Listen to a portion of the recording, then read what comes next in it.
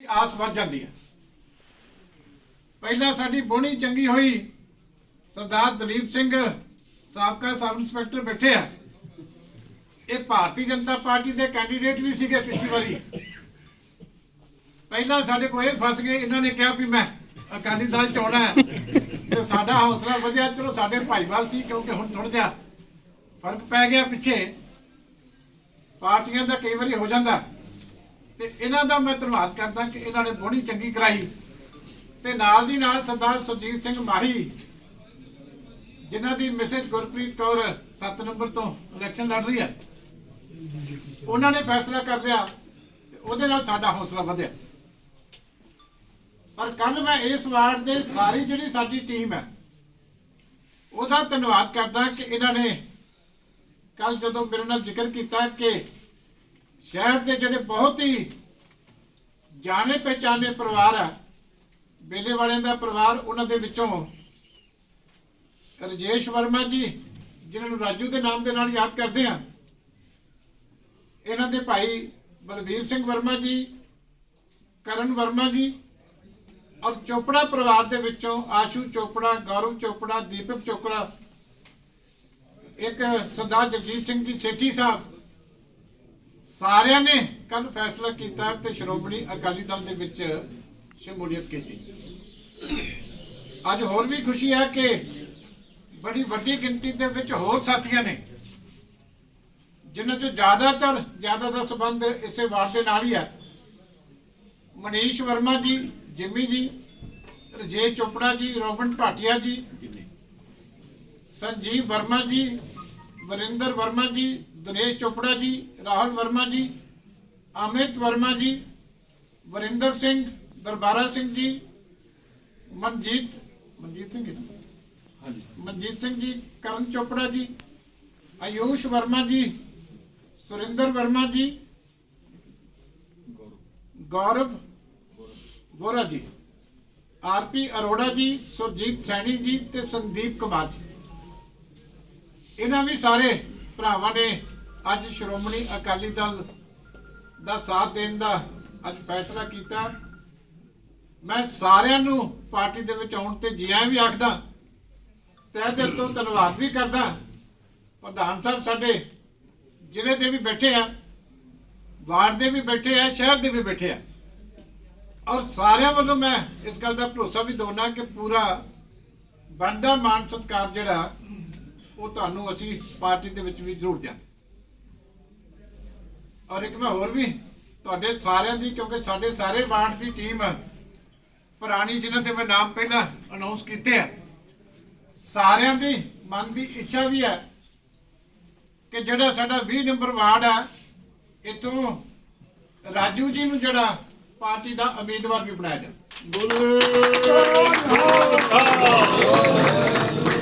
ਸੋ 15 ward ਅਸੀਂ ਸ਼ਹਿਰ ਦੇ ਪਹਿਲਾਂ ਅਨਾਉਂਸ ਕਰ ਚੁੱਕੇ ਹਾਂ ਤੇ 16ਵੇਂ ਸਾਡੇ 20 ਨੰਬਰ ਵਾਰਡ ਤੋਂ ਜਿਹੜੇ ਉਮੀਦਵਾਰ ਹੈ ਉਹ ਰਾਜੂ ਜੀ ਹੋਣਗੇ। 16ਵੇਂ ਸਾਡੇ ਜਿਹੜੇ ਹੈਗੇ ਆ ਉਹ ਇਹ ਹੋਣਗੇ। ਇਸ ਕਰਕੇ ਮੈਂ ਵਾਰਡ ਦੀ ਸਾਰੀ ਟੀਮ ਦਾ ਵੀ ਇਸ ਕੋਲੋਂ ਧੰਨਵਾਦ ਕਰਦਾ ਕਿ ਕਈ ਦਿਨਾਂ ਤੋਂ ਉਹਨਾਂ ਦੀ ਕੋਸ਼ਿਸ਼ ਸੀ ਕਿ ਅਸੀਂ ਤਗੜੇ ਹੋ ਕੇ ਇਲੈਕਸ਼ਨ ਲੜਨੀ ਹੈ, ਔਰ ਕਾਫੀ ਵਾਰੀ ਸਾਰਿਆਂ ਨੇ ਮੇਰੇ ਨਾਲ ਵੀ ਜ਼ਿਕਰ ਕੀਤਾ ਕਿ ਅਸੀਂ ਚੰਗਾ ਪਰਿਵਾਰ ਜਿਹੜਾ ਇੱਕ ਇਲਾਕੇ ਦੀ ਵਾਰਡ ਦੀ ਸੇਵਾ ਵਾਸਤੇ ਅੱਗੇ ਲਿਆ ਰਹੇ ਹਾਂ, ਰਲ ਕੇ ਸਾਰੇ, ਔਰ ਹਿੰਮਤ ਕਰਕੇ ਉਹਨਾਂ ਨੇ ਸਾਰਿਆਂ ਨੇ ਜਿਹੜਾ ਆਪਸ ਵਿੱਚ ਸਲਾਹ ਮਸ਼ਵਰਾ ਕਰਕੇ ਅੱਜ ਇਹਨਾਂ ਦੀ ਸ਼ਮੂਲੀਅਤ ਕਰਾਈ ਹੈ। ਔਰ ਮੈਂ ਆਸ ਕਰਦਾ, ਕਿਉਂਕਿ ਜਿੱਡਾ ਵੱਡਾ ਅੱਜ ਦਾ ਇਕੱਠ ਹੈ, ਜਿਸ ਤਰ੍ਹਾਂ ਦੀਆਂ ਸ਼ਖਸੀਅਤਾਂ ਅੱਜ ਦੇ ਇਕੱਠ ਦੇ ਵਿੱਚ ਸ਼ਾਮਲ ਹੈ, ਮੈਂ ਆਸ ਵੀ ਕਰਦਾ ਕਿ ਹੁਣ 20 ਨੰਬਰ ਵਾਰਡ ਜਿਹੜਾ ਉਹ ਆਸਾਨੀ ਦੇ ਨਾਲ ਤੁਸੀਂ ਸਾਰੇ ਜਿੱਤ ਕੇ ਜਿਹੜਾ ਉਹ ਸ਼੍ਰੋਮਣੀ ਅਕਾਲੀ ਦਲ ਦੀ ਝੋਲੀ ਪਾਓ। ਔਰ ਨਾਲ ਦੇ ਸਾਡੇ ਵਾਰਡ 21 ਨੰਬਰ ਤੋਂ ਬਾਬਾ ਜੀ ਸਾਡੇ ਐਡਵੋਕੇਟ ਸਾਹਿਬ ਹੁਣੇ ਤੁਹਾਨੂੰ ਸੰਬੋਧਨ ਵੀ ਕਰਕੇ ਗਏ ਆ, ਕਿਉਂਕਿ ਗਿਆਨੀ ਜੈਲ ਸਿੰਘ ਨਗਰ ਵਾਰਡ ਜਿਹੜਾ ਤਕਰੀਬਨ ਸਾਰਾ ਹੀ 2 ਹਿੱਸਿਆਂ 'ਚ ਵੰਡਿਆ ਹੋਇਆ, ਸਾਂਝੇ ਵੀ ਦੋਨਾਂ ਪਾਸਿਆਂ ਤੇ ਬੈਠੇ ਆ। ਉਧਰ ਵੀ ਮੈਂ ਸਾਰਿਆਂ ਨੂੰ ਬੇਨਤੀ ਕਰਦਾ ਕਿ ਉਧਰੋਂ ਬਾਬਾ ਜੀ ਸਾਡੇ ਉਮੀਦਵਾਰ ਆ, ਇਹਨਾਂ ਦੀ ਪਹਿਲਾਂ ਅਨਾਉਂਸਮੈਂਟ ਹੋ ਚੁੱਕੀ ਆ। ਅੱਗੇ ਇਹਨਾਂ ਦੇ ਵੱਡੀ ਭੈਣ ਰੀਨਾ ਸ਼ਰਮਾ ਜੀ ਸਾਡੇ ਕੌਂਸਲਰ ਰਹੇ ਆ। ਸ਼ਰਮਾ ਜੀ ਇਹਨਾਂ ਦੇ ਪਿਤਾ ਜੀ, ਉਹ ਵੀ ਸਾਡੇ ਸ਼ਹਿਰ ਦੀ ਜਾਣੀ ਪਹਿਚਾਨੀ ਔਰ ਸੇਵਾ ਦੇ ਨਾਲ ਜੁੜੀ ਹੋਈ ਸ਼ਖਸੀਅਤ ਹੈ। ਮੈਂ ਆਸ ਕਰਦਾ ਕਿ ਉਸ ਵਾਰਡ ਦੇ ਵਿੱਚ ਵੀ ਔਰ 20 ਨੰਬਰ ਵਾਰਡ ਦੇ ਵਿੱਚ ਵੀ ਦੋਵਾਂ ਦੇ ਵਿੱਚ ਤੁਸੀਂ ਰਲ ਕੇ ਮਿਹਨਤ ਕਰਕੇ ਤੇ ਦੋਵਾਂ ਨੂੰ ਸ਼ਾਨ ਦੇ ਨਾਲ ਜਿਤਾ ਕੇ ਜਿਹੜਾ ਉਹ ਕਮੇਟੀ ਦੇ ਵਿੱਚ ਭੇਜੋਗੇ। ਜਿਸ ਤਰ੍ਹਾਂ ਮੇਰੇ ਤੋਂ ਪਹਿਲਾਂ ਸਾਰੇ ਸਾਡੇ ਸਾਥੀਆਂ ਨੇ ਜ਼ਿਕਰ ਕੀਤਾ ਕਿ ਇਹ ਜਿਹੜੀਆਂ ਇਲੈਕਸ਼ਨ ਹੈ ਇਹਦੀ ਬਹੁਤ ਵੱਡੀ ਅਹਿਮੀਅਤ ਹੈ, ਕਿਉਂਕਿ 9 ਕਾਰਪੋਰੇਸ਼ਨਾਂ ਦੀਆਂ ਚੋਣਾਂ ਹੋਣੀਆਂ ਔਰ 109 ਦੇ ਕਰੀਬ ਕਮੇਟੀਆਂ ਨੇ ਪੰਜਾਬ ਦੀਆਂ, ਵੱਡੇ ਛੋਟੇ ਸ਼ਹਿਰ ਕਸਬੇ ਉਹਨਾਂ ਦੀਆਂ ਚੋਣਾਂ। ਔਰ ਹੁਣ ਇਲੈਕਸ਼ਨ ਦਾ ਸਾਲ ਹੋ ਗਿਆ, ਦਸੰਬਰ ਦੇ ਵਿੱਚ ਨੋਟੀਫਿਕੇਸ਼ਨ ਹੋ ਜਾਣਾ ਔਰ ਪੰਜਾਬ ਵਿਧਾਨ ਸਭਾ ਦੀਆਂ ਚੋਣਾਂ ਜਿਹੜੀਆਂ ਉਹ ਸ਼ੁਰੂ ਹੋ ਜਾਣੀਆਂ। ਇਸ ਕਰਕੇ ਮੈਂ ਕਹਿ ਸਕਦਾ ਕਿ ਇਹ ਜਿਹੜੀ ਇਲੈਕਸ਼ਨ ਹੈ ਇਹ ਉਹਨਾਂ ਚੋਣਾਂ ਦਾ ਸੈਮੀ ਫਾਈਨਲ। ਜਿੱਡਾ ਅੱਛਾ ਤੁਸੀਂ ਰਿਜ਼ਲਟ ਕੱਢ ਦਿਓਗੇ ਉਹਦਾ ਸਿੱਧਾ ਅਸਰ ਜਿਹੜਾ ਪੰਜਾਬ ਦੀ ਰਾਜਨੀਤੀ ਦੇ ਉੱਤੇ, ਪੰਜਾਬ ਦੀ ਸਿਆਸਤ ਦੇ ਉੱਤੇ, ਪੰਜਾਬ ਦੀ ਜਿਹੜੀ ਆਉਣ ਵਾਲੀ ਚੋਣ ਹੈ ਉਹਦੇ ਉੱਤੇ ਪਾਣਾ। ਇਸ ਕਰਕੇ ਮੈਂ ਤੁਹਾਨੂੰ ਬੇਨਤੀ ਵੀ ਕਰਦਾ ਕਿ 10 ਸਾਲ ਪੰਜਾਬ ਦੇ ਵਿੱਚ ਸਰਦਾਰ ਪ੍ਰਕਾਸ਼ ਸਿੰਘ ਬਾਦਲ ਦਾ ਰਾਜ ਰਿਹਾ ਔਰ ਕਿੰਨੀ ਪੰਜਾਬ ਦੇ ਵਿੱਚ ਅਮਨ ਸੀ, ਕਿੰਨੀ ਸ਼ਾਂਤੀ ਸੀ, ਕਿਸ ਤਰੀਕੇ ਸਾਰੇ ਧਰਮਾਂ ਦੇ ਲੋਕਾਂ ਦਾ ਆਪਸ ਦੇ ਵਿੱਚ ਪਿਆਰ ਸੀ, ਖੁਸ਼ਹਾਲੀ ਸੀ ਔਰ ਕਿੰਨੀ ਵੱਡੀ ਡਿਵੈਲਪਮੈਂਟ ਜਿਹੜੀ ਹੈ ਸਾਰੇ ਪੰਜਾਬ ਦੇ ਵਿੱਚ ਉਸ ਸਮੇਂ ਦੇ ਉੱਤੇ ਹੋਈ, ਜਿਹਨੂੰ ਤੁਸੀਂ ਸਾਰੇ ਜਾਣਦੇ। ਕਿਉਂਕਿ ਸਾਡਾ ਆਪਣਾ ਜ਼ਿਲ੍ਹਾ ਰੋਪੜ ਬਹੁਤ ਪਛੜਿਆ ਹੋਇਆ ਸੀ। ਪਹਿਲਾਂ ਤਾਂ ਜ਼ਿਲ੍ਹਾ ਸੀ, ਇਹਨੂੰ ਡਿਵੀਜ਼ਨ ਹੀ ਸਰਦਾਰ ਪ੍ਰਕਾਸ਼ ਸਿੰਘ ਬਾਦਲ ਸਾਹਿਬ ਨੇ ਬਣਾਇਆ। ਉਸ ਵੇਲੇ ਮੈਂ 2009 ਦੇ ਵਿੱਚ ਪਾਰਲੀਮੈਂਟ ਦੇ ਵਿੱਚ ਇੱਥੇ ਆਇਆ ਸੀ ਤੇ ਵੱਡੀ ਮੰਗ ਉਸ ਵੇਲੇ ਇਹੀ ਸੀ ਕਿ ਸਾਡਾ ਇਤਿਹਾਸਕ ਜ਼ਿਲ੍ਹਾ ਪਰ ਮੋਹਾਲੀ ਬਣਨ ਕਰਕੇ ਬਹੁਤ ਛੋਟਾ ਰਹਿ ਗਿਆ, ਸਾਡਾ ਦਰਜਾ ਘਟ ਗਿਆ। ਤੇ ਪਹਿਲਾ ਕੰਮ ਜਿਹੜਾ ਸਰਦਾਰ ਪ੍ਰਕਾਸ਼ ਸਿੰਘ ਬਾਦਲ ਤੋਂ ਉਸ ਵੇਲੇ ਅਸੀਂ ਕਰਵਾਇਆ ਸੀ ਕਿ ਇਹਨੂੰ ਡਿਵੀਜ਼ਨ ਬਣਾ ਕੇ ਜਿਹੜਾ ਇਸ ਸ਼ਹਿਰ ਦਾ ਦਰਜਾ ਜਿਹੜਾ ਉਹ ਚੁੱਕਿਆ ਸੀ, ਉਹ ਕੰਮ ਸਾਡਾ ਸਰਦਾਰ ਪ੍ਰਕਾਸ਼ ਸਿੰਘ ਜੀ ਬਾਦਲ ਸਾਹਿਬ ਨੇ ਕੀਤਾ। ਔਰ ਮੈਨੂੰ ਯਾਦ ਹੈ ਸਾਰੇ ਸ਼ਹਿਰ ਦੇ ਵਿੱਚੋਂ ਘੁੰਮ ਕੇ ਜੇ ਕਿਸੇ ਨੇ ਬਾਹਰ ਨਿਕਲਣਾ ਹੁੰਦਾ ਸੀ ਤੇ ਇੱਕ ਹੀ ਛੋਟਾ ਜਿਹਾ ਪੁਲ ਹੁੰਦਾ ਸੀ। ਪਰ ਇਸ ਵੇਲੇ ਤੁਸੀਂ ਦੇਖ ਲਓ, ਕੋਈ ਮੇਰੇ ਕਹਿਣ ਦੀ ਲੋੜ ਨਹੀਂ ਕਿ 12 ਦਰੀ ਬਣੀ ਹੋਈ ਹੈ ਰੋਪੜ ਦੇ ਵਿੱਚ। ਭਾਵੇਂ ਰੇਲੋ ਰੋਡ ਤੋਂ ਨਿਕਲ ਜਾਓ, ਭਾਵੇਂ ਬੇਲਾ ਰੋਡ ਤੋਂ ਨਿਕਲ ਜਾਓ, ਭਾਵੇਂ ਗਊਸ਼ਾਲਾ ਤੋਂ ਨਿਕਲ ਜਾਓ, ਭਾਵੇਂ ਹੋਰ ਕਿੰਨੀਆਂ ਸੜਕਾਂ, ਕਿਸੇ ਪਾਸੇ ਵੀ ਕਿਸੇ ਤਰ੍ਹਾਂ ਦੀ ਰੁਕਾਵਟ ਨਹੀਂ।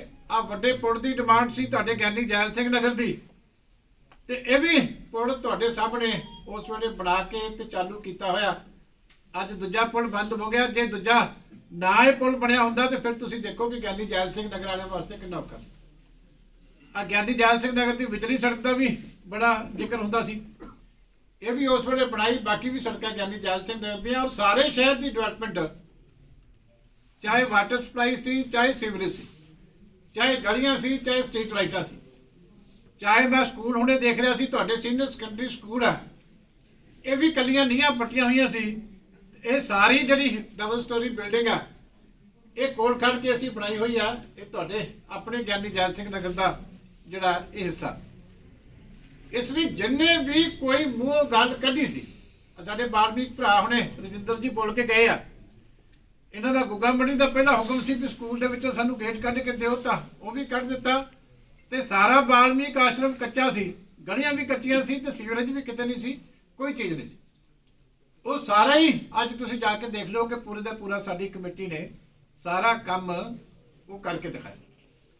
ਇਹ ਤਾਂ ਨਹੀਂ ਕਿ ਅਸੀਂ ਕੋਈ ਸ਼ਹਿਰ ਦੇ ਉੱਤੇ ਆਸਾਨ ਕੀਤਾ, ਪਰ ਇੰਨਾ ਕੰਮ ਜਿੰਨਾ ਰੋਪੜ ਸ਼ਹਿਰ ਦੇ ਵਿੱਚ ਹੋਇਆ ਸੀ, ਇਹਨਾਂ ਕੰਮ ਇੱਕ ਸਰਕਾਰ ਦੇ ਟਾਈਮ ਦੇ ਉੱਤੇ ਕਰਨਾ ਬਹੁਤ ਮੁਸ਼ਕਲ ਹੈ। ਮੈਂ ਬਾਦਲ ਸਾਹਿਬ ਦਾ ਧੰਨਵਾਦ ਕਰਦਾ। ਮੈਨੂੰ ਯਾਦ ਹੈ ਬਾਦਲ ਸਾਹਿਬ ਖੀਰ ਦੇ ਉੱਤੇ ਸੰਗਤ ਦਰਸ਼ਨ ਕਰਨ ਆਏ ਸੀ ਤੇ ਪਹਿਲੀ ਵਾਰੀ ਉਦਾਹਰਨ ਸੀ ਕਿ ਹਰ ਵਾਰਡ ਦੇ ਜਿਹੜੇ ਕਮੇਟੀ ਉੱਠ ਕੇ ਖੜੀ ਹੋਈ ਤੇ ਉਹਨਾਂ ਨੇ ਬਾਦਲ ਸਾਹਿਬ ਨੇ ਪੁੱਛਿਆ ਵੀ ਦੱਸੋ ਕੰਮ ਕਿਹੜਾ ਰਹਿੰਦਾ ਹੈ, ਤੇ ਸਾਰਿਆਂ ਨੇ ਕਿਹਾ ਸੀ ਕਿ ਸਾਡਾ ਕੰਮ ਕੋਈ ਨਹੀਂ ਰਹਿੰਦਾ, ਅਸੀਂ ਸਿਰਫ ਤੁਹਾਡਾ ਧੰਨਵਾਦ ਕਰਨ ਵਾਸਤੇ ਇੱਥੇ ਆਏ। ਤੇ ਸਾਰੇ ਸ਼ਹਿਰ ਦੇ ਵਿੱਚੋਂ ਫਿਰ ਅਸੀਂ ਕਿਹਾ ਸੀ ਕਿ ਆਓ ਜੀ ਸਾਰੇ ਸ਼ਹਿਰ ਦੇ ਵਿੱਚੋਂ ਅਸੀਂ ਫਿਰ ਇਹ ਕੱਢਿਆ ਸੀ ਕਿ ਜਿਹੜੇ ਕੋਈ ਸਾਂਝੇ ਕੰਮ ਹੈ, ਕਿਤੇ ਕੋਈ ਧਰਮਸ਼ਾਲਾ ਦਾ, ਕੋਈ ਇਸ ਤਰ੍ਹਾਂ ਦਾ, ਉਹੋ ਜਿਹਾ ਕੰਮ ਕੱਢ ਲਈਏ। ਤੇ ਸੀਨੀਅਰ ਸਿਟੀਜ਼ਨ ਹੋਮ ਉਸ ਵੇਲੇ ਮੰਗ ਸਾਡੀ ਉੱਠੀ ਸੀ ਕਿ ਚਲੋ ਉਹ ਇੱਕ ਰਹਿ ਗਿਆ, ਉਹਦਾ ਵੀ 35 ਲੱਖ ਰੁਪਈਆ ਅਸੀਂ ਲਿਆ ਕੇ ਤੇ ਇੱਥੇ ਜਮ੍ਹਾਂ ਕਰਾਤਾ। ਕਮੇਟੀ ਦਾ ਮੈਂ ਧੰਨਵਾਦ ਕਰਦਾ ਕਿ ਇਹਨਾਂ ਨੇ ਜਗ੍ਹਾ ਕਨਾਲ ਦੀ ਦਿੱਤੀ ਤੇ ਉਹਦਾ ਅਸੀਂ ਨੀਂਹ ਪੱਥਰ ਰੱਖ ਦਿੱਤਾ। ਸਿਰਫ ਸਾਂਝੇ ਕੰਮਾਂ ਦੀ ਆਵਾਜ਼ ਰਹਿ ਗਈ ਸੀ। ਉਹ ਵੀ ਪੈਸੇ ਜਿੰਨੇ ਬਣੇ ਕਿਸੇ ਧਰਮਸ਼ਾਲਾ ਦੇ, ਕਿਸੇ ਹੋਰ ਚੀਜ਼ ਦੇ, ਸਾਰੀਆਂ ਸੰਸਥਾਵਾਂ ਦੇ ਉਹ ਵੀ ਪੈਸੇ ਅਸੀਂ ਉਸ ਵੇਲੇ ਮੁੱਖ ਮੰਤਰੀ ਸਾਹਿਬ ਤੋਂ ਦਵਾ ਦਿੱਤੇ। ਇਹ ਗਊਸ਼ਾਲਾ ਵਾਲੇ ਸਾਡੇ ਬੈਠੇ ਆ, ਉਹ ਕਹਿੰਦੇ 10 ਲੱਖ ਸਾਨੂੰ ਦਵਾਇਆ ਸੀ।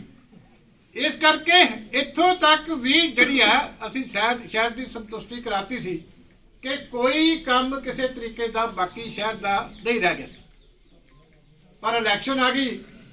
ਇਸੇ ਤਰ੍ਹਾਂ ਪੰਜਾਬ ਦੇ ਵਿੱਚ ਵੀ ਚਾਹੇ ਬਿਜਲੀ ਦੀ ਪ੍ਰੋਡਕਸ਼ਨ ਸੀ, ਚਾਹੇ ਇਨਫਰਾਸਟ੍ਰਕਚਰ ਸੀ, ਜਾਂ ਬਾਕੀ ਚੀਜ਼ਾਂ ਸੀ, ਬੜਾ ਕੁਝ ਹੋਇਆ। ਐਨਸੀਸੀ ਦੀ ਅਕੈਡਮੀ ਤੁਹਾਡੇ ਇੱਥੇ ਹੀ ਸ਼ਹਿਰ ਦੇ ਵਿੱਚ ਉਹ ਵੀ ਬਣਾਈ ਸੀ। ਲੇਕਿਨ ਜਦੋਂ ਇਲੈਕਸ਼ਨ ਆਈ ਤੇ ਉਸ ਵੇਲੇ ਸਾਰੀਆਂ ਪੰਜਾਬ ਦੀਆਂ ਪਾਰਟੀਆਂ ਨੂੰ ਪਤਾ ਸੀ ਕਿ ਜੇ ਅਮਨ ਸ਼ਾਂਤੀ ਦੀ ਗੱਲ ਕਰਨ ਲੱਗੇ, ਲਾਅ ਐਂਡ ਆਰਡਰ ਦੀ ਗੱਲ ਕਰਨ ਲੱਗੇ, ਡਿਵੈਲਪਮੈਂਟ ਦੀ ਗੱਲ ਕਰਨ ਲੱਗੇ, ਤੇ ਫਿਰ ਤੁਸੀਂ ਪ੍ਰਕਾਸ਼ ਸਿੰਘ ਬਾਦਲ ਨੂੰ ਕਿਸੇ ਤਰੀਕੇ ਵੀ ਦੋਸ਼ੀ ਨਹੀਂ ਠਹਿਰਾ ਸਕਦੇ। ਇਹ ਤਾਂ ਲੋਕੀ ਮੰਨਦੇ ਆ ਕਿ ਅਧਿਆਪਕ ਵੀ ਸਕੂਲਾਂ ਦੇ ਵਿੱਚ ਪੂਰੇ ਹੋ ਗਏ ਆ, ਰਿਕਰੂਟਮੈਂਟ ਵੀ ਸਾਰੀ ਪਾਰਦਰਸ਼ੀ ਤਰੀਕੇ ਨਾਲ ਹੋਈ ਆ, ਤੇ ਸਾਰਿਆਂ ਨੇ ਰਲ ਕੇ ਉਸ ਵੇਲੇ 2-3 ਇਸ਼ੂ ਕੱਢੇ ਸੀ। ਇੱਕ ਬਰਗਾੜੀ ਕਾਂਡ ਉਧਰ ਖੜਾ ਕਰ ਦਿਆ, ਉੱਥੇ ਧਾਰਮਿਕ ਮੁੱਦੇ ਭਾਰਨੇ ਸ਼ੁਰੂ ਕਰਤੇ। ਇੱਕ ਕੇਜਰੀਵਾਲ ਦਿੱਲੀ ਤੋਂ ਆ ਗਿਆ, ਇਹਨਾਂ ਨੇ ਰਲ ਕੇ ਕਾਂਗਰਸ ਤੇ ਉਹਨੇ ਨਸ਼ਿਆਂ ਦਾ ਪ੍ਰਚਾਰ ਇਹੋ ਜਿਹਾ ਕੀਤਾ ਕਿ 70% ਪੰਜਾਬੀ ਜੀ ਨਸ਼ੇੜੀ ਹੋ ਗਿਆ। ਤੇ ਜਿੰਨਾ ਝੂਠ ਉਸ ਵੇਲੇ ਇਹ ਮਾਰ ਸਕਦੇ ਸੀ, ਇਹਨਾਂ ਚੀਜ਼ਾਂ ਦਾ ਇਹੋ ਜਿਹੇ ਇਸ਼ੂ ਬਣਾ ਕੇ ਤੇ ਜਨਤਾ ਨੂੰ ਇਹਨਾਂ ਗੁੰਮਰਾਹ ਕਰ ਦਿੱਤਾ ਕਿ ਤੁਸੀਂ ਸਾਡੀ ਸਰਕਾਰ ਬਣਾਓ ਤੇ ਦੇਖੋ ਕੀ ਹੁੰਦਾ। ਇੱਕ ਮੁੱਖ ਮੰਤਰੀ ਸਾਹਿਬ ਨੇ ਲੋਕਾਂ ਕੋਲੋਂ ਫਾਰਮ ਵੀ ਭਰਾ ਲਏ ਸੀ, ਕਿਸਾਨਾਂ ਨੂੰ ਕਿਹਾ ਕਿ 100% ਕਰਜ਼ਾ ਮਾਫ ਕਰ ਦਿਆਂਗੇ, ਤੇ ਘਰ ਘਰ ਨੌਕਰੀਆਂ ਦੇ ਵੀ ਨਾਰੇ ਲਾ ਕੇ 4 ਹਫ਼ਤੇ ਚ ਗੁਟਕਾ ਸਾਹਿਬ ਫੜ ਕੇ ਸਹੁੰ ਵੀ ਖਾਲੀ ਕਿ ਨਸ਼ਾ ਵੀ ਸਾਰਾ ਖਤਮ ਹੋ ਜਾਊ। ਪਰ ਅੱਜ ਭਰਾਓ ਦੱਸੋ ਵੀ ਅੱਜ ਪੰਜਾਬ ਦੀ ਕੀ ਹਾਲਤ ਹੈ? ਆ ਜਿਹੜਾ 35 ਲੱਖ ਤੁਹਾਡਾ ਸਭ ਤੋਂ ਵੱਧ ਮੈਨੂੰ ਦੌੜਦਾ ਹੈ ਜਿਹੜਾ ਸੀਨੀਅਰ ਸਿਟੀਜ਼ਨ ਹੁੰਦਾ, ਇਹ ਪ੍ਰਧਾਨ ਸਾਹਿਬ ਦੇ ਹੱਥੀਂ ਪੁੱਛੋ ਇਹਨਾਂ ਨੂੰ, ਇਹਨਾਂ ਕੋਲੋਂ ਖੋਹ ਕੇ ਚੈੱਕ ਉਹ ਪੈਸਾ ਵਾਪਸ ਗਿਆ। ਪਹਿਲੀ ਵਾਰੀ ਉਦਾਹਰਨ ਹੈ ਕਿ ਕਮੇਟੀ ਦੇ ਖਾਤੇ ਦੇ ਵਿੱਚ ਆਇਆ ਹੋਇਆ ਪੈਸਾ ਡਿਵੈਲਪਮੈਂਟ ਦਾ ਜਿਹੜਾ ਉਹ ਕਿਸੇ ਸਰਕਾਰ ਨੇ ਵਾਪਸ ਬਣਾਇਆ ਹੋਇਆ। ਦੱਸੋ ਇਹ 'ਚ ਸਾਡਾ ਕੀ ਕਸੂਰ ਸੀਗਾ? ਸ਼ੇਮ ਇਹੀ ਪ੍ਰਾਪਤੀ ਹੈ ਨਾ 4 ਸਾਲਾਂ ਦੀ।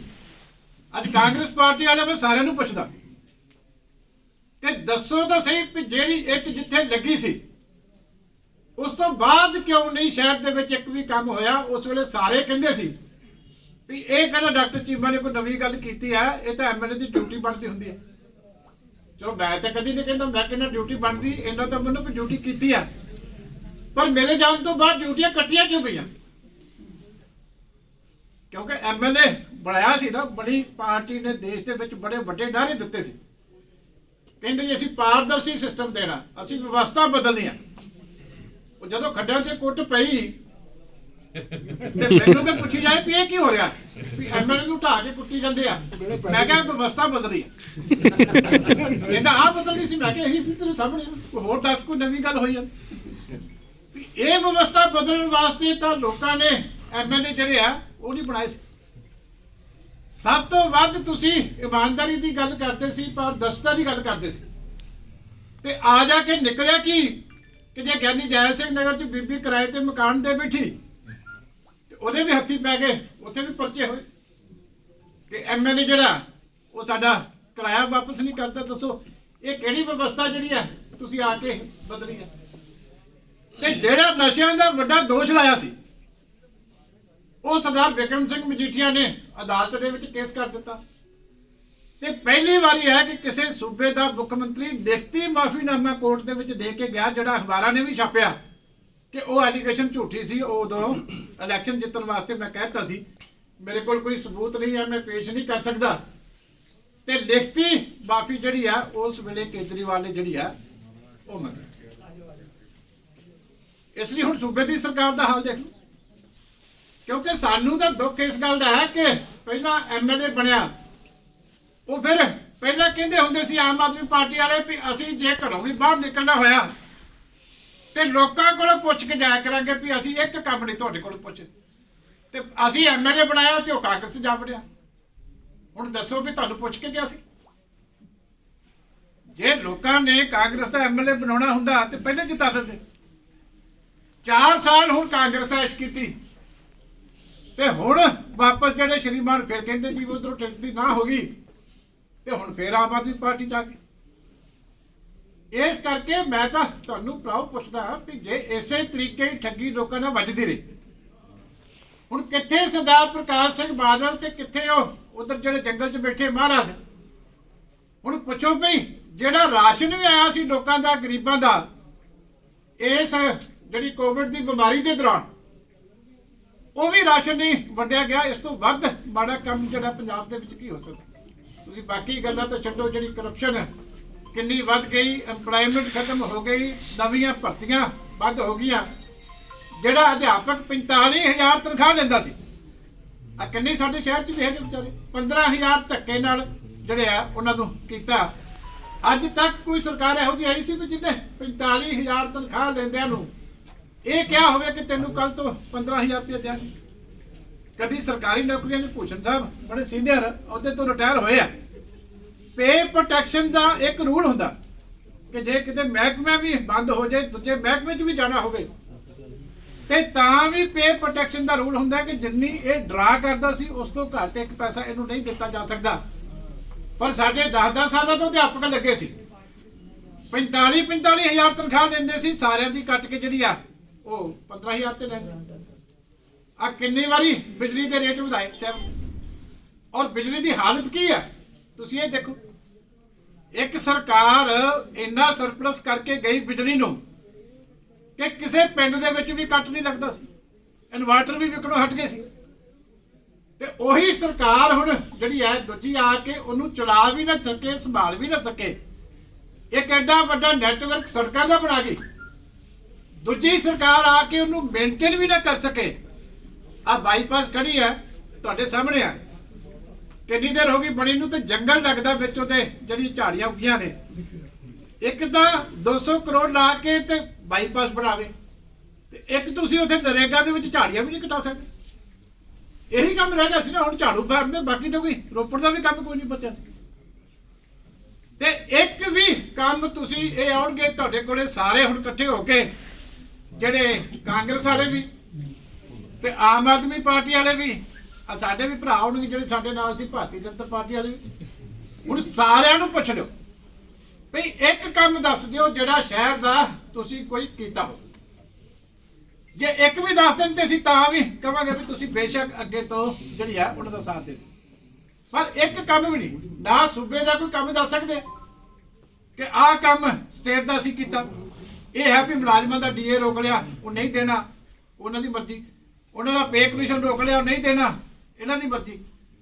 ਪਰ ਜੋ ਵਾਅਦਾ ਕੀਤਾ ਸੀ ਪੰਜਾਬ ਦੀ ਜਨਤਾ ਦੇ ਨਾਲ, ਹੁਣ ਤਾਂ ਅਖੀਰਲਾ ਸਾਲ ਆ ਗਿਆ। ਉਦੋਂ ਬਾਅਦ ਤਾਂ ਹੁਣ ਮੈਂ ਕਿਹਾ ਕਿ ਵਿਧਾਨ ਸਭਾ ਦੀਆਂ ਇਲੈਕਸ਼ਨਾਂ ਸ਼ੁਰੂ ਹੋਣੀਆਂ। ਹੁਣ ਤਾਂ ਸਮਾਂ ਬਹੁਤ ਹੋ ਗਿਆ, ਇਹ ਨਹੀਂ ਕਹਿ ਸਕਦੇ ਕਿ ਸਾਨੂੰ ਅਜੇ ਕੰਮ ਕਰਨ ਵਾਸਤੇ ਜਿਹੜਾ ਅੱਗੇ ਸਮਾਂ ਨਹੀਂ ਮਿਲਿਆ।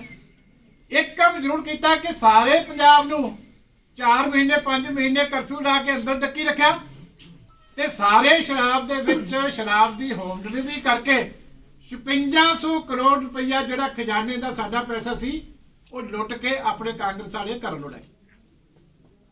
ਇੱਕ ਚੀਫ ਸੈਕਟਰੀ ਨੇ ਸੱਚ ਬੋਲਿਆ ਤੇ ਕੈਬਨਿਟ ਨੂੰ ਵਾਕਆਊਟ ਕਰਨਾ ਪੈ ਗਿਆ ਕਿ ਚੀਫ ਸੈਕਟਰੀ ਦੇ ਵਿੱਚੋਂ, ਮੀਟਿੰਗ ਦੇ ਵਿੱਚੋਂ, ਕੈਬਨਿਟ ਦੇ ਵਿੱਚੋਂ ਸਾਰੇ ਕੈਬਨਿਟ ਮੰਤਰੀ ਬਾਹਰ ਚਲੇ ਗਏ ਕਿ 5600 ਕਰੋੜ ਦਾ ਸਾਡਾ ਸੂਬੇ ਦਾ ਖਜ਼ਾਨੇ ਦਾ ਲਾਸ ਹੋਇਆ ਕਿ ਲੋਕਾਂ ਵਾਸਤੇ ਕਰਫਿਊ ਤੇ ਸਾਰੀ ਜਿਹੜੀ ਨਜਾਇਜ਼ ਸ਼ਰਾਬ ਹੈ ਡਿਸਟਿਲਰੀਆਂ ਦੇ ਵਿੱਚੋਂ ਉਹ ਜਾ ਕੇ ਘਰ ਘਰ ਪੰਜਾਬ ਦੇ ਵਿੱਚ ਵਿਕਦੀ ਰਹੀ। ਇਸ ਕਰਕੇ ਮੈਂ ਵੀਰੋ ਹੁਣ ਬੇਨਤੀ ਕਰਦਾ ਕਿ ਹੁਣ ਸਮਾਂ ਆ ਗਿਆ, ਜੇ ਹਿਸਾਬ ਕਿਤਾਬ ਇਹਨਾਂ ਸਰਕਾਰਾਂ ਨੂੰ ਨਹੀਂ ਪੁੱਛਣਗੇ ਤੇ ਹੌਲੀ ਹੌਲੀ ਕੰਮ ਕਰਨੇ ਉਹ ਸਾਰੀਆਂ ਸਰਕਾਰਾਂ ਬੰਦ ਕਰ ਦੇਣ। ਤਾਂ ਮੈਂ ਪਿਛਲੀ ਨਹੀਂ ਗੱਲ ਕਰਦਾ, ਜੋ ਹੋਣਾ ਸੀ ਹੋਇਆ। ਮੈਂ ਤਾਂ ਖੜੇ ਮੱਥੇ ਸਵੀਕਾਰ ਕੀਤਾ, ਭਾਵੇਂ ਤੀਜੇ ਨੰਬਰ ਤੇ ਅਸੀਂ ਚਲੇ ਗਏ ਸੀ ਇੰਨਾ ਕੰਮ ਕਰਨ ਦੇ ਬਾਵਜੂਦ। ਪਰ ਇੱਕ ਵਾਰੀ ਵੀ ਅਸੀਂ ਕਦੀ ਗੱਲਾਂ ਨਹੀਂ ਇਸ ਗੱਲ ਦਾ ਕੀਤਾ ਕਿ ਜੋ ਜਨਤਾ ਦਾ ਫੈਸਲਾ ਹੁੰਦਾ ਉਹ ਸਵੀਕਾਰ ਕਰਨਾ ਪੈਂਦਾ। ਪਰ ਮੈਂ ਹੁਣ ਤੁਹਾਨੂੰ ਬੇਨਤੀ ਕਰਦਾ ਕਿ ਹੁਣ ਤੁਹਾਡੇ ਵੀ ਜਿਹੜੀ ਇਸ ਵੇਲੇ ਚਾਹੀਦਾ ਕਿ ਜਦੋਂ ਇਹ ਪਾਰਟੀਆਂ ਹੁੰਦੀਆਂ ਤੇ ਇਹਨਾਂ ਨੂੰ ਹੱਥ ਜੋੜ ਕੇ ਪੁੱਛੋ ਸਹੀ ਕਿ ਦੱਸੋ ਜੀ ਤੁਹਾਨੂੰ ਕਿਸ ਚੀਜ਼ ਦੀਆਂ ਵੋਟਾਂ ਪਾਈ।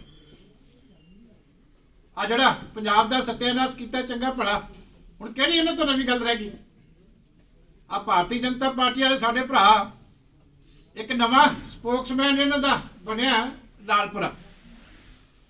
ਆ ਕਿਸਾਨੀ ਦਾ ਸੰਘਰਸ਼ ਚੱਲਦਾ ਸੀ, ਚਲੋ ਸਾਰੇ ਦੇਸ਼ ਨੇ ਬਹੁਤ ਵੱਡਾ ਸਮਰਥਨ ਉਹਦਾ ਕੀਤਾ, ਲੋਕਾਂ ਨੇ ਉਹਦਾ ਪ੍ਰੋਟੈਸਟ ਕੀਤਾ ਤੇ ਉਹਦੀ ਭਾਸ਼ਾ ਕੀ ਆ? ਕਹਿੰਦਾ ਜੀ ਆ ਕਤੂਰੇ ਆ, ਕਹਿੰਦਾ ਮੇਰੇ ਇਲਾਕੇ ਦੇ ਕਤੂਰੇ ਆ। ਤੇ ਮੈਂ 7 ਸਾਲ ਪਹਿਲਾਂ ਇੱਕ ਮੰਦਿਰ ਦੇ ਵਿੱਚ ਮੂਰਤੀ ਸਥਾਪਨਾ ਸੀ। ਮੈਂ ਤਾਂ ਕਿਹਾ ਸਾਰੇ ਜਾਣੋ ਇੱਥੇ ਜਿੰਨੇ ਸ਼ਹਿਰ ਦੇ ਮੰਦਿਰ ਆ ਸਾਰਿਆਂ ਦੇ ਵਿੱਚ ਹੀ, ਕਦੀ ਲਹਿਰੀ ਸ਼ਾਹ ਮੰਦਿਰ, ਕਦੀ ਸ਼ਿਵਰਾਤਰੀ, ਕਦੀ ਦੁਸ਼ਹਿਰਾ, ਕਦੀ ਦੂਜੀ, ਕਦੀ ਸਾਰਿਆਂ ਦੀ ਜਿਹੜਾ ਵੀ ਨੁਮਾਇੰਦਾ ਹੁੰਦਾ ਉਹਦੀ ਡਿਊਟੀ ਹੁੰਦੀ ਸਾਰੇ ਧਰਮਾਂ ਦਾ। ਸਾਡੇ ਗੁਰੂਆਂ ਨੇ ਵੀ ਇਹੀ ਸਿਖਾਇਆ, ਸਾਡੇ ਗੁਰੂ ਤੇਗ ਬਹਾਦਰ ਸਾਹਿਬ ਦੀ ਤੇ ਕੁਰਬਾਨੀ ਇਸੇ ਕੰਮ ਵਾਸਤੇ। ਤੇ 7 ਸਾਲ ਪਹਿਲਾਂ ਦੀ ਮੇਰੀ ਉੱਥੇ ਮੰਦਿਰ ਦੀ ਮੂਰਤੀ ਸਥਾਪਨਾ ਦੀ ਫੋਟੋ ਤੇ ਬੀਜੇਪੀ ਦਾ ਬੁਲਾਰਾ ਦਿਖਾ ਕੇ ਤੇ ਉੱਥੇ ਹਵਨ ਦੇ ਬਾਰੇ ਚ ਬਾਕੀ ਬਾਰੇ ਚ ਕੀ ਕੁਝ ਬੋਲਿਆ, ਉਹ ਭੂਸ਼ਣ ਜੀ ਨੂੰ ਮੈਂ ਭੇਜੀ ਸੀ ਵੀ ਇਹ ਪੁੱਛੋ ਵੀ ਇਹ ਭਾਰਤੀ ਜਨਤਾ ਪਾਰਟੀ ਦਾ ਬੁਲਾਰਾ। ਹੁਣ ਤੁਸੀਂ ਲੋਕਾਂ ਨੂੰ ਹਿੰਦੂ ਸਿੱਖ ਕਹਿ ਕੇ ਇਸ ਤਰੀਕੇ ਲੜਾਓਗੇ ਵੀ ਜੇ ਕੋਈ ਸਿੱਖ ਲੀਡਰ ਕਿਸੇ ਮੰਦਿਰ ਦੇ ਸਮਾਗਮ ਤੇ ਗਿਆ ਤੇ ਭਾਰਤੀ ਜਨਤਾ ਪਾਰਟੀ ਦਾ ਬੁਲਾਰਾ ਉਹਨੂੰ ਦਿਖਾ ਕੇ ਤੇ ਲੋਕਾਂ ਦੇ ਵਿੱਚ ਕੁਐਸਚਨ ਕਰੇ, ਆਪਣੀ ਇਹ ਰਾਜਨੀਤੀ ਰਹਿ ਗਈ। ਹੁਣ ਏਦਾਂ ਆਪਾਂ ਲੋਕਾਂ ਨੂੰ ਲੜਾਉਣਾ, ਇਸ ਕਰਕੇ ਬੜੀਆਂ ਦੁਖਦਾਈ ਤੇ ਡੂੰਘੀਆਂ ਗੱਲਾਂ। ਮੈਂ ਆਸ ਕਰਦਾ ਸੀ ਕਿ ਭਾਰਤੀ ਜਨਤਾ ਪਾਰਟੀ ਹੁਣ ਤੱਕ ਕੋਈ ਤੋਂ ਜਵਾਬ ਤਾਂ ਪੁੱਛ ਕੇ ਸਾਨੂੰ ਦੱਸਦੀ ਨਾ ਕਿ ਉਹਨੇ ਮੋਦੀ ਸਾਹਿਬ ਦੀ ਸਲਾਹ ਦੇ ਨਾਲ ਦਿੱਤਾ, ਜਿਹੜੇ ਭਾਰਤੀ ਜਨਤਾ ਪਾਰਟੀ ਦੇ ਪ੍ਰਧਾਨ ਆ ਉਹਨਾਂ ਦੀ ਸਲਾਹ ਦੇ ਨਾਲ ਲਾਈਵ ਹੋ ਕੇ ਇਹ ਗੱਲ ਕਹੀ ਹੈ ਕਿ ਆਪਣੇ ਪੱਧਰ ਦੇ ਉੱਤੇ ਕਹੀ ਹੈ, ਪਰ ਕਿਸੇ ਕੋਲੇ ਕੋਈ ਜਵਾਬ ਨਹੀਂ। ਜਦੋਂ ਜਵਾਬ ਨਾ ਹੋਵੇ ਫਿਰ ਉਹ ਪਾਰਟੀ ਦੀ ਗੱਲ ਮੰਨੀ ਜਾਂਦੀ। ਮੈਂ ਹਾਲੇ ਵੀ ਆਸ ਕਰਦਾ, ਮੈਂ ਤਾਂ ਭੂਸ਼ਣ ਜੀ ਨੂੰ ਵੀ ਬੇਨਤੀ ਕੀਤੀ ਸੀ, ਇਹਨਾਂ ਨੇ ਦੇਖੀ ਵੀ, ਇਹ ਬੜੇ ਦੁਖੀ ਵੀ ਹੋਏ, ਇਹਨਾਂ ਨੇ ਮੈਨੂੰ ਵੀ ਮੇਰੇ ਨਾਲ ਵੀ ਗੱਲ ਕੀਤੀ ਕਿ ਬਹੁਤ ਨੀਚ ਹਰਕਤ ਹੈ, ਪਰ ਇਹ ਲੈਵਲ ਸਾਡੀਆਂ ਪਾਰਟੀਆਂ ਦਾ ਹੁਣ ਆ ਗਿਆ ਕਿ ਜਦੋਂ ਕੰਮ ਕਰਨ ਦਾ ਸਮਾਂ ਹੁੰਦਾ ਉਦੋਂ ਲੋਕਾਂ ਦੀ ਗੱਲ ਨਾ ਕਰੋ ਤੇ ਵੋਟਾਂ ਵੇਲੇ ਲੋਕਾਂ ਨੂੰ ਜਿਹੜਾ ਆਪੋ ਦੇ ਵਿੱਚ ਭਾੜ ਕੇ ਰੱਖੋ। ਇਸ ਕਰਕੇ ਹੁਣ ਹਾਲੇ ਤਾਂ ਅੱਜ ਆਰੰਭ ਹੈ, ਹੌਲੀ ਹੌਲੀ ਸਾਰੇ ਜਿਹੜੇ ਸਾਡੇ ਦਰਦ ਦੇ ਕਿੱਸੇ ਆ ਤੁਹਾਡੇ ਨਾਲ ਸਾਂਝੇ ਕਰਾਂਗੇ। ਪਰ ਮੈਂ ਸਮਝਦਾ ਹੁਣ ਲੋਕੀ ਸਮਝ ਗਏ ਆ ਕਿ ਸਰਕਾਰ ਦਾ ਅਸਲੀ ਚੰਗੀ ਸਰਕਾਰ ਤੇ ਮਾੜੀ ਸਰਕਾਰ ਦੇ ਵਿੱਚ ਫਰਕ ਹੈ। ਕਿਉਂਕਿ ਜੇ ਸਰਦਾਰ ਪ੍ਰਕਾਸ਼ ਸਿੰਘ ਬਾਦਲ ਹੁੰਦੇ ਤੇ ਜੋ ਅੱਜ ਪੰਜਾਬ ਦੇ ਹਾਲਾਤ ਆ, ਮੈਂ ਦਾਅਵੇ ਨਾਲ ਕਹਿ ਸਕਦਾ ਕਿ ਇਸ ਤਰ੍ਹਾਂ ਦੀ ਹਾਲਾਤ ਕਦੀ ਵੀ ਨਹੀਂ ਸੀ ਬਣਦੇ, ਕਿ ਲੱਗਦਾ ਹੀ ਨਹੀਂ ਕਿ ਸਰਕਾਰ ਨਾਂ ਦੀ ਚੀਜ਼ ਹੈ। ਕਿੱਥੇ ਕਤਲ ਹੋ ਜਾਏ, ਕਿੱਥੇ ਲੁੱਟ ਹੋ ਜਾਏ, ਕਿੱਥੇ ਡਾਕਾ ਪੈ ਜਾਵੇ, ਕਿਹਨੂੰ ਕੋਈ ਚੁੱਕ ਕੇ ਲੈ ਜਾਏ, ਪੰਜਾਬ ਦੇ ਵਿੱਚ ਕੋਈ ਪੁੱਛਣ ਵਾਲੀ ਕੋਈ ਕਹਿ ਸਕਦੇ ਤੁਸੀਂ ਵੀ ਕੋਈ ਸੇਫ ਹੈ ਇਸ ਵੇਲੇ ਪੰਜਾਬ ਦੇ ਵਿੱਚ ਜੋ ਹਾਲ ਚੱਲੇ ਹੁੰਦੇ। ਔਰ ਮੁੱਖ ਮੰਤਰੀ ਜੰਗਲ 'ਚ ਬੈਠਾ, ਉਹਨੂੰ ਪਤਾ ਹੀ ਨਹੀਂ ਕਿ ਕਿੱਥੇ ਪੰਜਾਬ ਕੌਣ ਚਲਾ ਰਿਹਾ ਕੌਣ ਨਹੀਂ ਚਲਾ ਰਿਹਾ। ਕਿਸੇ ਦਫ਼ਤਰ ਦੇ ਵਿੱਚ ਚਲੇ ਜਾਓ ਕੋਈ ਬੰਦਾ ਬੈਠਾ ਹੋ, ਆ ਹੁਣ ਨਹੀਂ ਕਿਸੇ ਨੇ 5 ਸਾਲਾਂ 'ਚ ਸੁਣਿਆ ਕਿ ਸੰਗਤ ਦਰਸ਼ਨ ਕਰਨ ਕੋਈ ਮੁੱਖ ਮੰਤਰੀ ਆਇਆ ਹੋ। 5 ਸਾਲ ਹੋ ਚੱਲੇ ਆ, 22 ਜ਼ਿਲ੍ਹੇ ਹਜੇ ਮੁੱਖ ਮੰਤਰੀ ਸਾਹਿਬ ਸਾਰੇ ਜ਼ਿਲ੍ਹਿਆਂ 'ਚ ਨਹੀਂ ਜਾ ਸਕੇ। ਤੇ ਜੇ ਇਹੀ ਹਾਲ ਰਿਹਾ ਰਾਜਨੀਤੀ ਦਾ ਤੇ ਤੁਸੀਂ ਦੱਸੋ ਅੱਗੋਂ ਸਾਡੇ ਪੰਜਾਬ ਦੇ ਵਿੱਚ ਵਪਾਰ ਕਿੱਦਾਂ ਵੱਧ ਸਕਦਾ, ਪੰਜਾਬ ਦੇ ਵਿੱਚ ਇੰਡਸਟਰੀ ਕਿੱਦਾਂ ਵੱਧ ਸਕਦੀ। ਇਸ ਲਈ ਵੱਡੀਆਂ ਗੱਲਾਂ ਨੇ, ਮੈਂ ਸਮਝਦਾ ਬੜੇ ਸਿਆਣੇ ਸਾਡੇ ਸ਼ਹਿਰ ਦੀ ਸਾਰੀ ਕਰੀਮ ਜਿਹੜੀ ਆ ਉਹ ਇੱਥੇ ਇਕੱਠੀ ਹੋ ਕੇ ਬੈਠੀ ਆ, ਔਰ ਸਾਰੇ ਤੁਸੀਂ ਜ਼ਰੂਰ ਇਹਨਾਂ ਗੱਲਾਂ ਵੱਲ ਧਿਆਨ ਦਿਓਗੇ। ਇਸ ਕਰਕੇ ਅੱਜ ਅਸੀਂ ਸ਼ੁਰੂਆਤ ਕੀਤੀ ਹੈ ਲੋਹੜੀ ਦੇ ਦਿਨ ਦੀ। ਮੈਂ ਜਿੱਥੇ ਫੇਰ ਸਾਰਿਆਂ ਨੂੰ ਵਧਾਈ ਦੇਣਾ, ਉੱਥੇ ਉਚੇਚੇ ਤੌਰ ਦੇ ਉੱਤੇ ਰਾਜੂ ਜੀ ਦਾ, ਚੋਪੜਾ ਪਰਿਵਾਰ ਦਾ ਤੇ ਸਾਰੇ ਜਿੰਨੇ ਇਹਨਾਂ ਦੇ ਨਾਲ ਸਾਥੀ ਹੋਏ ਆ ਸ਼ਾਮਲ, ਉਹਨਾਂ ਦਾ ਪਾਰਟੀ ਦੇ ਵਿੱਚ ਆਉਣ ਤੇ ਜੀਆ ਵੀ ਕਹਿਣਾ। ਔਰ 20 ਨੰਬਰ ਵਾਰਡ ਵਾਲਿਆਂ ਨੂੰ ਵੀ ਨਾਲ, 21 ਨੰਬਰ ਵਾਰਡ ਵਾਲੇ ਵੀ ਦੋਨੇ ਸਾਡੇ ਉਮੀਦਵਾਰ ਇੱਥੇ ਹਾਜ਼ਰ ਆ। ਸਾਰਿਆਂ ਨੂੰ ਬੇਨਤੀ ਕਰਦਾ ਕਿ ਮੇਰੇ ਖਿਆਲ 2-4 ਦਿਨਾਂ ਤੱਕ ਇਲੈਕਸ਼ਨ ਕਮਿਸ਼ਨ ਵੱਲੋਂ ਤਰੀਕ ਦਾ ਐਲਾਨ ਹੋ ਜਾਏਗਾ, ਕਿਉਂਕਿ ਫਰਵਰੀ 'ਚ ਹੋਣੀਆਂ ਨੇ 10 ਦੇ ਆਸ-ਪਾਸ ਜਿਹੜੀ ਵੀ ਡੇਟ ਆਉਂਦੀ ਹੈ। ਸਾਰੇ ਚੱਕਰੀ ਚੋਣ ਨਿਸ਼ਾਨ ਤੇ ਬਹੁਤ ਲਾ ਕੇ ਇਹ ਦੋਵੇਂ ਜਿਹੜੇ ਸਾਡੇ ਉਮੀਦਵਾਰ ਆ ਇਹਨਾਂ ਨੂੰ ਕਾਮਯਾਬ ਕਰੋ। ਕਮੇਟੀ ਨੇ ਬੜਾ ਅੱਛਾ ਕੰਮ ਕੀਤਾ। ਮੈਂ ਸਾਬਕਾ ਕੌਂਸਲਰ ਸਾਰੇ ਬੈਠੇ ਆ, ਨਾਵਾਂ ਦੀ ਤਫਸੀਲ 'ਚ ਨਹੀਂ ਜਾਂਦਾ, ਪ੍ਰਧਾਨ ਸਾਹਿਬ ਬੈਠੇ ਆ, ਮੈਂ ਧੰਨਵਾਦ ਕਰਦਾ। ਪਰ ਫਿਰ ਵੀ ਕੰਮ ਕਰਦਿਆਂ ਕਮੀ ਵੀ ਰਹਿ ਜਾਂਦੀ। ਇਸ ਕਰਕੇ ਕੋਈ ਕਮੀ ਰਹਿ ਗਈ ਹੋਵੇ ਮੈਂ ਉਹਦੀ ਖਿਮਾ ਵੀ ਚਾਹਾਂਗਾ। ਇਹ ਨਹੀਂ ਕਿ ਮੈਂ ਕਹਿੰਦਾ ਕਿ 100% ਕਦੀ ਗਲਤੀ ਵੀ ਕੰਮ ਕਰਦਿਆਂ ਹੋ ਜਾਂਦੀ ਹੈ। ਇਸ ਕਰਕੇ ਕਿਤੇ ਗਲਤੀ ਵੀ ਹੋਈ ਹੋਵੇ, ਲੇਕਿਨ ਤੁਹਾਨੂੰ ਭਰੋਸਾ ਜ਼ਰੂਰ ਦਿਵਾਉਣਾ ਕਿ ਕਮੇਟੀ ਬਣਾ ਲਓ, ਕਿਉਂਕਿ ਸਰਕਾਰ ਅੱਗੋਂ ਫਿਰ ਲੋਕਾਂ ਨੇ ਮੂਡ ਬਣਾਇਆ ਬਾਦਲ ਸਾਹਿਬ ਦੀ ਬਣਾਉਣ ਦਾ। ਕਮੇਟੀ ਤੁਸੀਂ ਬਣਾ ਲਓ, ਕਿਉਂਕਿ ਫਿਰ ਇਹੀ ਕਮੇਟੀ ਅਗਲੇ 4-4.5 ਸਾਲ ਚੱਲਣੀ ਹੈ। ਤੇ ਜਿਹੜੀ ਕੋਈ ਕਮੀ ਸ਼ਹਿਰ ਤੇ ਕਿਸੇ ਵੀ ਚੀਜ਼ ਦੇ ਵਿੱਚ ਰਹਿ ਗਈ ਉਹ ਪੂਰੀ ਕਰਾਉਣੀ ਜਿਹੜੀ ਹੈ ਉਹ ਮੇਰਾ ਕੰਮ ਹੈ। ਇਹ ਭਰੋਸਾ ਮੈਂ ਤੁਹਾਨੂੰ ਸਾਰਿਆਂ ਨੂੰ ਦੇਣਾ। ਇਹਨਾਂ ਨਾਲ ਮੈਂ ਤੁਹਾਡਾ ਸਾਰਿਆਂ ਦਾ ਹੀ ਫਿਰ ਤਹਿ ਦਿਲ ਤੋਂ ਧੰਨਵਾਦ ਕਰਦਾ। ਪ੍ਰੈਸ ਵਾਲੇ, ਟੀਵੀ ਵਾਲੇ, ਸਾਰੇ ਸਾਡੇ ਰੋਪੜ ਦੇ ਵੀਰ ਬੈਠੇ ਆ, ਉਹਨਾਂ ਦਾ ਵੀ ਉਚੇਚੇ ਤੌਰ ਤੇ ਧੰਨਵਾਦ। ਲੰਬੇ ਸਮੇਂ ਤੋਂ ਬੈਠੇ ਆ। ਸ਼ਹਿਰ ਦੀਆਂ ਸਾਰੀਆਂ ਸਤਿਕਾਰਯੋਗ ਸ਼ਖਸੀਅਤਾਂ